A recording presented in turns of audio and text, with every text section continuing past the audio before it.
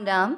आज हम श्रीमद् भगवत गीता के अध्याय 3 कर्म योग का श्लोक 40 संस्कृत उच्चारण और हिंदी अर्थ सहित सीखेंगे।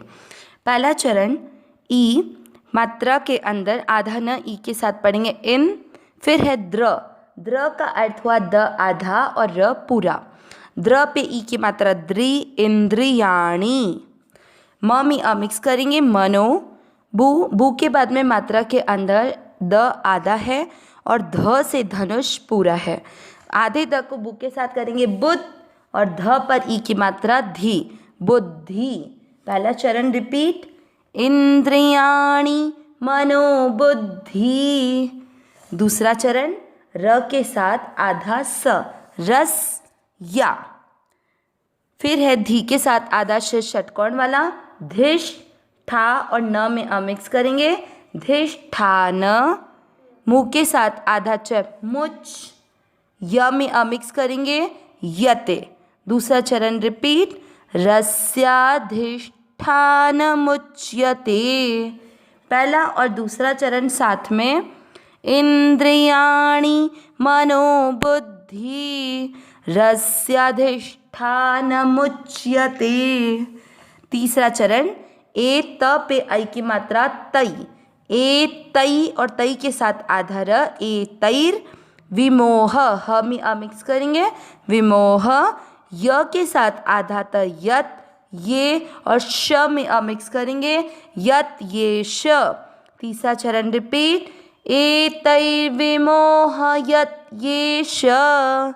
चौथा चरण ज्ञान न में अ मिक्स किया ज्ञान माँ व्री। व्री का अर्थ हुआ व आधा और नीचे है री से ऋषि पूरा वी आर आई। आधे त के साथ य पूरा त्य माँ वृत्य देही और न पूरे के साथ आधा म नम देहिनम। चौथा चरण रिपीट ज्ञान माँ वृत्य देहिनम। तीसरा और चौथा चरण साथ में एतैर्विमोहयत येष ज्ञानमावृत्य देहिनम। पूरे श्लोक का उच्चारण एक साथ इंद्रियाणि मनोबुद्धि रस्याधिष्ठानमुच्यते एतैर्विमोहयत येष ज्ञानमावृत्य देहिनम। एक बार फिर से इंद्रियाणि मनोबुद्धि रस्याधिष्ठानमुच्यते एतैर्विमोहयत येष ज्ञानमावृत्य देहिनम। श्लोक का अर्थ देखते हैं।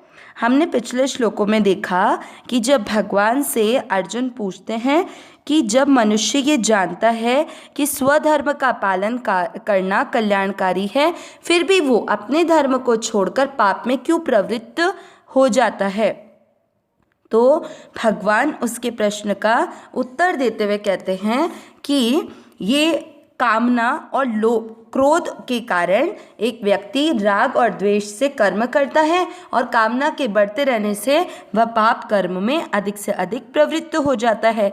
तो सबसे बड़ा शत्रु मनुष्य का कौन है? कामना।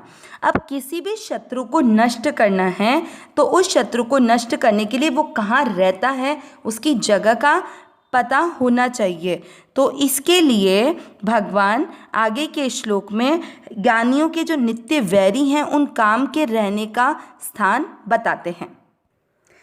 इस शत्रु को नष्ट करने के लिए भगवान आज के श्लोक में कौन कौन से स्थान पर ये रहता है उसके बारे में बताएंगे। श्लोक का अर्थ देखते हैं। इंद्रियाणि। इंद्रियाणि यानी इंद्रियां, मनो यानी मन, बुद्धि। अब इसमें जो र है वो पूरा है तो आधे र का तो अपन क्या करेंगे कि बुद्धि के बाद का विसर्ग हटने पर आया बुद्धि ही यानी बुद्धि। अब र में जो अ मिक्स किया था उससे बन गया अस्य। अस्य यानी इस कामना के बारे में बात चल रही है इसलिए अस्य यानी इस कामना के। फिर यहाँ पर क्या है? रस्या आ की मात्रा है तो कैसे बना? अस्य धन अधिष्ठान। तो आ अ और अ मिलकर आ बन गए इसलिए या पर आ की मात्रा लगी हुई है। तो अब यहाँ पर क्या बना? बुद्धि ही धन अस्य धन अधिष्ठान। अब मुच्यते का जो म है उस आधे म को अपन अधिष्ठान के साथ लेंगे तो क्या बनेगा अधिष्ठानम। अधिष्ठानम यानी वास स्थान। अब है म पे ऊ की मात्रा, उच्यते यानी कहा गया है। एतई आधा र किसकी वजह से, एतई के बाद का विसर्ग हटने पर, तो एतहि यानी इन कौन कौन, इंद्रियां, मन और बुद्धि के द्वारा। विमोह यत्येष, तो यत्येष विमोह यति तक अपन लेंगे तो क्या बनेगा विमोह यति यानी मोहित करती है। एष एष यानी यह कामना। ज्ञान मावृत्य, मावृत्य का जो म है उसको ज्ञान के साथ जोड़ेंगे, ज्ञानम यानी ज्ञान को। म पे आ की मात्रा है तो आवृत्य यानी ढककर। देहिनम यानी जो देह के अभिमानी मनुष्य, मतलब जो इस शरीर को अपना मानकर इस पर अभिमान करते हैं वे मनुष्य। पूरा अर्थ निकला, इंद्रियां, मन और बुद्धि इस कामना के वास स्थान कहे गए। मतलब कि ये कामना कहाँ कहाँ पाई जाती है, इंद्रियां, मन और बुद्धि में। यह कामना इन किन किन को, इंद्रियों को, मन को और बुद्धि के द्वारा ज्ञान को ढककर देहाभिमानी मनुष्य को मोहित कर देती है। तो इस श्लोक में भगवान ने इस शत्रु कामना के रहने के 3 स्थान बताए हैं, इंद्रियां, मन और बुद्धि। तो किस तरह से कामना इनमें पैदा होती है। कामना सबसे पहले इंद्रियां कौन कौन सी, जो हम लोग को पता है, इसमें 5 ज्ञानेंद्रियां आ जाती हैं। कौन कौन सी हैं आपको पता है, श्रोत, त्वचा, घ्राण, रसना और नेत्र। आप ये क्या करती हैं, इनके द्वारा आप विषयों का भोग भोगने की मन में सोचते हैं। तो इंद्रियों के द्वारा सबसे पहले भोग भोगने की कामना उत्पन्न होती है।